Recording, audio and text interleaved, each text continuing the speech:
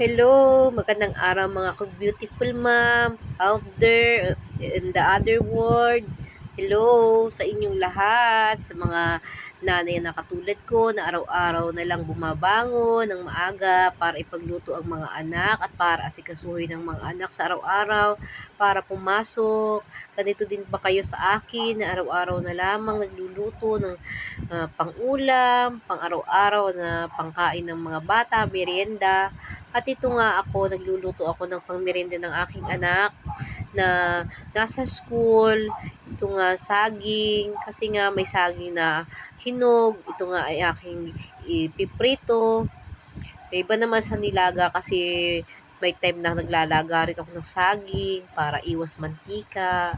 At ito nga guys, binabalatan ko na ang saging na ito para aking iluto kasi darating ng aking anak. Ako nga pala dyan ay katatapos lamang maglaba, maghugas ng plato at maglinis. Pagkatapos ko nga pala maglinis ay ginawa ko na ito para pagdating ng aking anak ay may makain masarap na merienda. At nilagyan ko na rin ito ng itlog at saka nga pala harina para masarap. At para masustansya rin yung itlog kasi ay pampasarap din sa aking niluluto. Ayan nga guys, kung nakikita ninyo wala na asukal kasi nga wala rin namang asukal. At saka guys, matamis na rin ito kahit hindi nalagyan ng asukal. Nilagyan ko rin ng konting tubig at yung tirang tubig ay ininom ko kasi nga nauuhaw na rin ako. Kasi sa dami ko namang ginawa guys, ngayong umaga is talagang nakakapagod at saka nakakauhaw. Ayan nga, nilagyan ko na ng mantika yung kawali at ito nga pala ay pinainit ko na at masyado ng mainit. At yun nga palang sa pagluto ko nito ay nilagyan ko ng dahon ng saging para siya ay magdikit-dikit ang pagkaluto. Tapos nilagyan ko ng harina sa ibabaw. Yung kanyang tinimpla kong harina ay nilagay ko rin sa ibabaw para siya ay magkadikit at hindi siya magkahiwa-hiwalay. At ito nga, papakita ko sa inyo yung dahon ng saging, ay inilalagay ko sa ibabaw yung saging para siya ay magkadikit sa pagkaluto at hindi siya magkahiwa-hiwalay. Ayan nga, binaligtad ko na ito.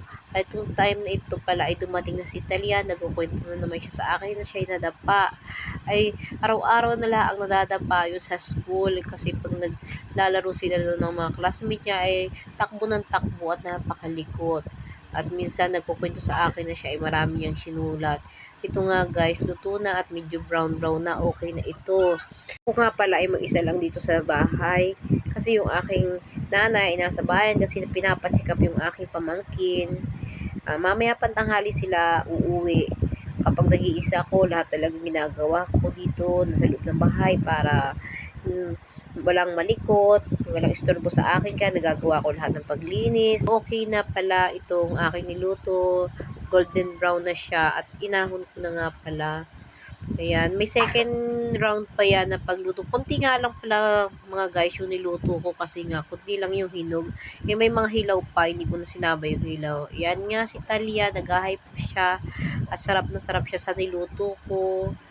Nakakatuwa lang na kapag nagluto ka, sarap na sarap siya at talagang siya ay maganang kumain. At yan nga, nakaupo na siya at talagang pag nasa harap na siya ng camera, ay talagang tuwa-tuwa siya. Yan guys, thank you so much for watching and subscribe my channel.